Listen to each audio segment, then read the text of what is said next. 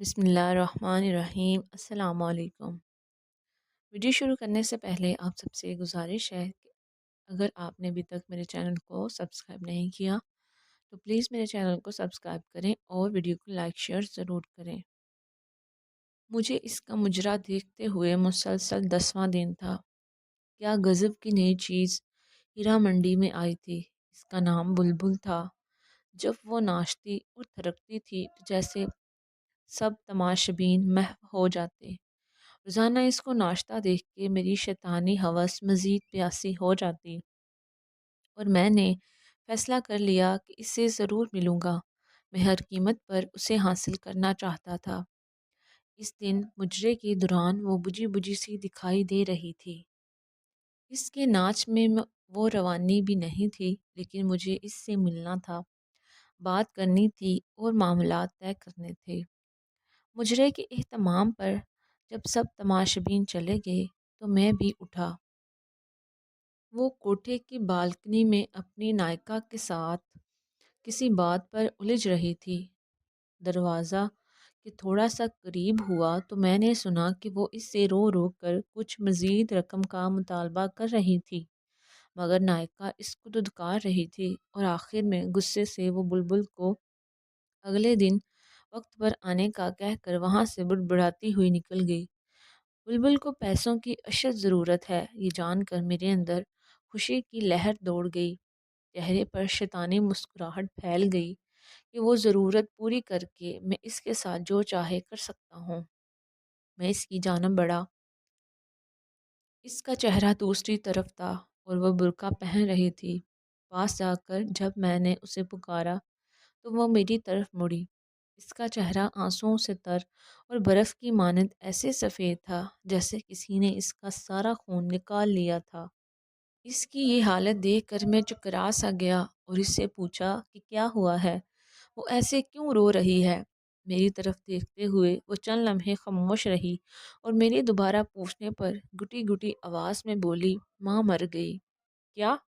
جب مجھے اس کی سمجھ نہیں آئی تو وہ بے اختیار روتے ہوئے دوبارہ بولی کہ آج میری ماں مر گئی ہے۔ اس جواب سے جیسے میرے منہ کو تالا لگ گیا۔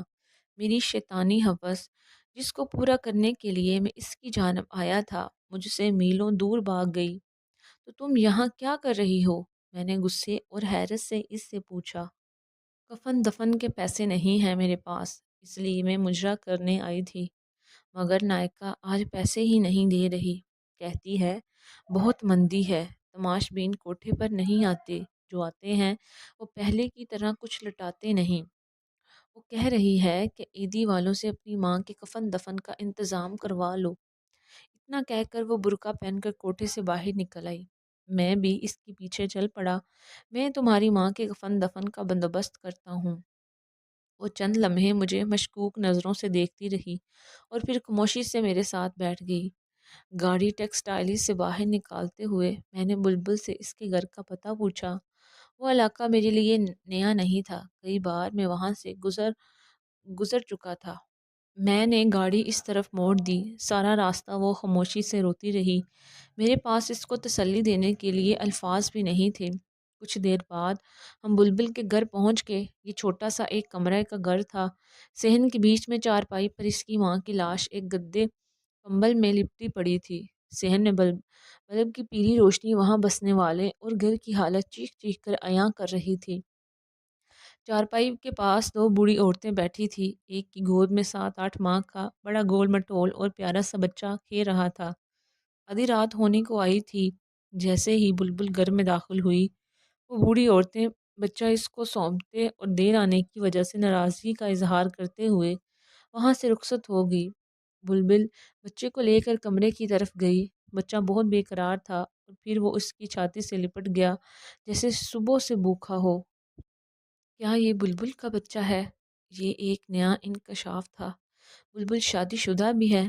چند لمحوں بعد وہ کمرے سے باہر آئی، مجھے یوں ہی کھڑا دیکھ کر پھر کمرے میں گئی اور ایک پرانی کرسی اٹھا لائی۔ سیٹھ جی معذرت، میرے گھر میں آپ کو بٹھانے کے لیے کوئی چیز نہیں ہے، وہ کرسی رکھتے ہوئے شرمندگی سے بولی۔ میں سر ہلاتے ہوئے اس کرسی پر بیٹھ گیا۔ کچھ سمجھ نہیں آ رہا تھا کہاں سے شروع کروں۔ تمہارا اصل نام کیا ہے بلبل؟ بالآخر میں نے اس سے پوچھا۔ وہ چپ رہی، شاید بتانا نہیں چاہ رہی تھی۔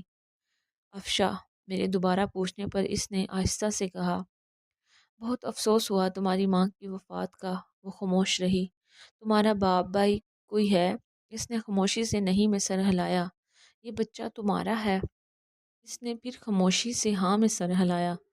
تمہارا شوہر کہاں ہے؟ چند لمحوں بعد وہ بولی، چھوڑ گیا۔ تم ہیرا منڈی کیسے گئی؟ تم مجھے ناچنے گانے والی تو نہیں لگتی۔ اب وہ نظریں اٹھا کر مجھے دیکھتی ہوئی بولی، سیٹھ جی قسمت وہاں لے گئی۔ گھر میں کوئی مرد نہیں تھا، ایک بیمار ماں اور بچے کی ذمہ داری تھی۔ کہیں اور کام نہیں ملا تو نہ چاہتے ہوئے بھی مجبوراً یہ راستہ اختیار کرنا پڑا۔ کچھ عرصے تک نائکا نے ناچ گانا سکھایا اور پھر دندے پر بٹھا دیا۔ وہ مجھے مجرا کرنے کے روزانہ 200 روپے دیتی ہیں اور ساتھ میں تماش بین کا بچا کچا کھانا جو میں گھر لا کے اپنی ماں کو کھلاتی ہوں اور خود بھی کھاتی ہوں۔ برقعے میں آتی جاتی ہوں جس سے محلے میں کسی کو پتہ نہیں چلتا اور ایک برم قائم ہے۔ سیٹھ جی، ایسی کتنی ہی سہارا گمنام لڑکیاں معاشی حالات سے تنگ آ کر اس گنونے کام میں پھنسی ہوئی ہیں۔ آپ لوگوں کو کیا پتہ وہ کتنی مجبور ہو کر یہ قدم اٹھاتی ہیں۔ کوئی لڑکی اپنی خوشی سے یوں سب کے سامنے اپنا جسم، اپنی عزت نیلام نہیں کرتی۔ جو لڑکیاں ایک بار اس دلدل میں گر پڑتی ہیں پھر وہ دنستی ہی چلی جاتی ہیں اور پھر اس میں ہمیشہ کے لیے ڈوب جاتی ہیں۔ یہ سب کچھ بتاتے ہوئے افشا کے لہجے میں بے بسی اور بے چارگی تھی، جیسے وہ کسی نہ کردہ گناہوں کی سزا کاٹ رہی ہو۔ میں کچھ دیر اس کے چہرے کو دیکھتا رہا، پھر پرس سے چند نوٹ نکالے اور اس کے ہاتھ میں تھماتے ہوئے بولا، کل اپنی ماں کی تدفین کروا لینا اور بچے کے لیے کچھ خوراک اور گھر کے لیے راشن پانی لے لینا۔ اور اتنے سارے نوٹ ایک ساتھ دیکھ کر حیران ہو گئی۔ کیا ہوا؟ میں نے اس کو یوں چپ دیکھتے ہوئے پوچھا۔ سیٹھ جی، مجھے ان روپیوں کے بدلے کیا کرنا ہوگا؟ وہ ڈرتے ڈرتے پوچھ رہی تھی۔ شاید یہ سوچ رہی تھی کہ ان نوٹوں کے بدلے سیٹھ جی نے نہیں کب تک اس کا جسم نوچے گا، کب تک اس سیٹھ کی رکھیل بن کر رہنا پڑے گا۔ اس کی بات سن کر مجھے اپنے آپ سے اتنی نفرت ہوئی کہ میں خواہش کرنے لگا کہ زمین پھٹ جائے اور میں اس میں سما جاؤں۔ مجھے احساس ہوا کہ میں ذلت اور اپنے کردار کی پستی کی آخری حد کو چھو رہا تھا۔ میں اس بے حس معاشرے میں ایک تنہا اور بے سہارا لڑکی کی مدد کر رہا تھا، مگر وہ اس کو بھی ایک ڈیل کے طور پر سمجھ رہی تھی۔ شاید جہاں سے میں اٹھ کر آیا تھا وہاں پر جانے والے لوگوں سے بغیر کسی وجہ کے مدد کی توقع نہیں کی جاتی۔ میں لرزتی آواز میں جواب دیا، تمہیں کچھ نہیں کرنا پڑے گا اور تم اب کوٹھے پر مجرا کرنے نہیں جاؤ گی، اپنے گھر میں رہو گی، ہر مہینے تمہیں منی آرڈر مل جایا کرے گا۔ تم نے کرنا بس یہ ہے کہ یہ جو بچہ تمہاری گود میں ہے اس کی تربیت ایسے کرو کہ یہ ایک دن بڑا ہو کر تمہارا سہارا بن سکے۔ یہ جو رقم میں بھجواؤں گا یہ تم پر قرض ہے، اور جب تمہارا بیٹا جوان ہو جائے گا، اس قابل انسان بن جائے گا تو تم مجھے واپس کر دینا۔ افشا حیران پریشان کھڑی مجھے دیکھ رہی تھی، اس انسان کو جس کے سامنے ابھی وہ ناچ کر آئی تھی اور اسی سے ایسی باتیں کر رہا تھا، پھر وہ بے آواز رو پڑی۔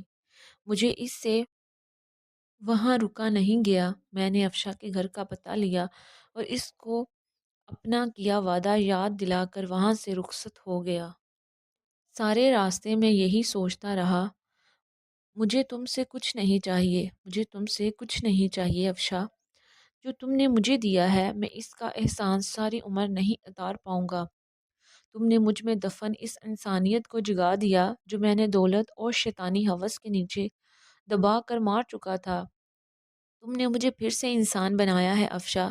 اس واقعے کے بعد میں ان تمام برے کاموں سے توبہ کر کے اس رب کی بارگاہ میں گناہوں کا بوجھ لیے حاضر ہوا۔ ہر روز اس رب کے سامنے اپنے گناہوں کا اعتراف کرتا، اس سے معافی کی درخواست کرتا۔ میں باقاعدگی سے ہر ماہ افشا کو منی آرڈر بھجواتا رہا۔ کئی دفعہ دل کیا کہ اس مسیحا کو مل کر آؤں جس کی وجہ سے مجھے ان تمام گناہوں اور بدکاریوں سے نجات ملی، مگر ہر دفعہ ایک شرمندگی آڑے آ جاتی۔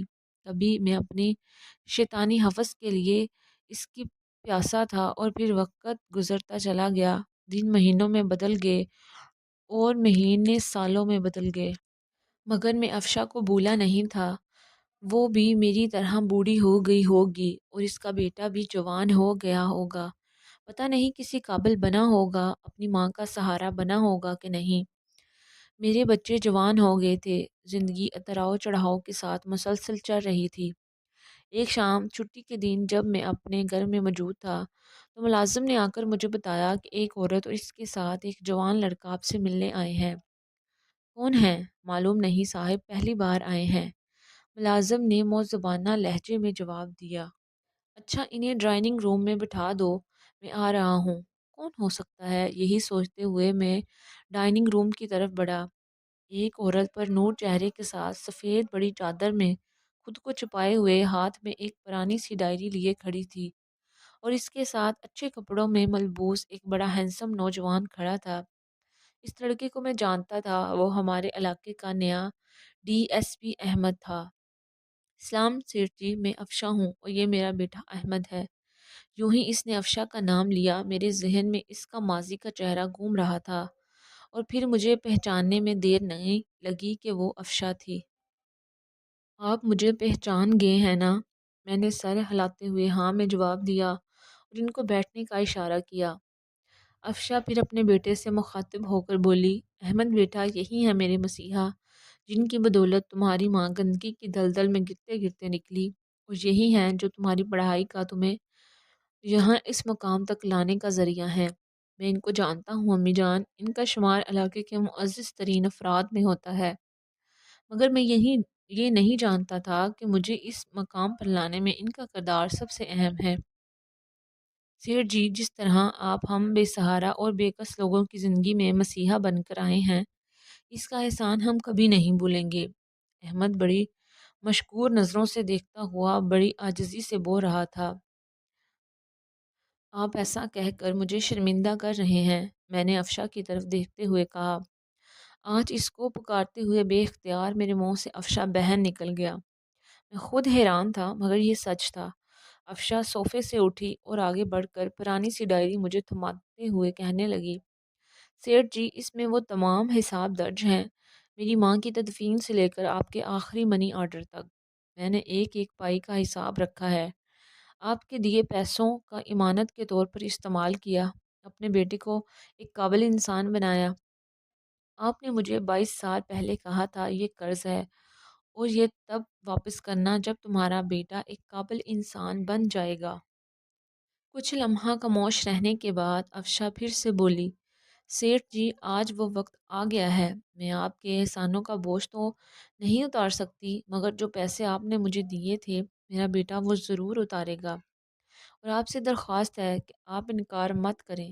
ابھی افشا کو بڑی تحسین نظروں سے دیکھ رہا تھا، آخر اس نے وہ کر ہی دکھایا۔ یقیناً قول و اقرار کو نبھانا، وعدے پر قائم رہنا ایک اچھے کردار کے حامل انسان کی بڑی نشانی ہے۔ یہ سب سن کر میرے دل میں اس کی عزت اور احترام اور بڑھ گیا۔ میں نے تم کو بہن کہا ہے افشا بہن، اور میں کیسے تم سے یہ پیسے واپس لے سکتا ہوں؟ مجھے یوں شرمندہ مت کرو۔ میرے رکے رکے الفاظ میں پیسے نہ لینے کی معذرت چھپی تھی، مگر وہ بضد سی، مجھے اس کے سامنے ہار ماننا پڑی، اور وہ تمام پیسے جو میں اس کو منی آرڈر کی صورت میں بیچتا تھا، اس کو پیسے لینے کی حامی بننی پڑی۔ پھر وہ دونوں مجھے اپنے نئے گھر کا پتہ دے کر اور آنے کی تاکید کر کر وہاں سے چلے گئے۔ ارم، میں نے تمہیں کسی سے ملوانا ہے، میرے ساتھ چلو گی؟ شام کو میں نے اپنی بیگم سے کہا۔ کیوں نہیں چلوں گی، مگر کون ہے اور کس سلسلے میں ملنا ہے؟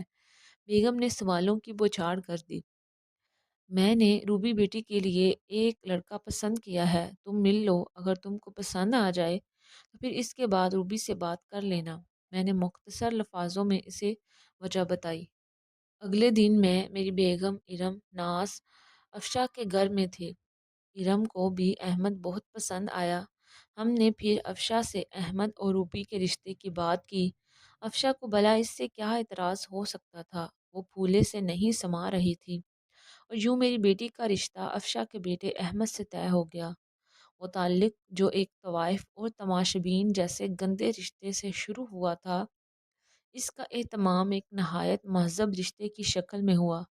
یہ سچ ہے کہ ہر انسان کو قدرت سدھرنے کا موقع ضرور دیتی ہے، پھر گندگی کے ڈھیر سے اس کو ایسا سبق سکھا دیتی ہے۔ کبھی تو بٹکے لوگوں مل کر سیدھے راہ پر لے آتی ہے اور انسان ساری زندگی اسی کے مطابق گزارنے کو فخر محسوس کرتا ہے۔ کبھی وہ طوائف اور میں تواش بین تھا، مگر آج وہ میری منہ بولی بہن اور اس کا بیٹا میری بیٹی کا شوہر، اور مجھے ان دونوں رشتوں پر فخر ہے۔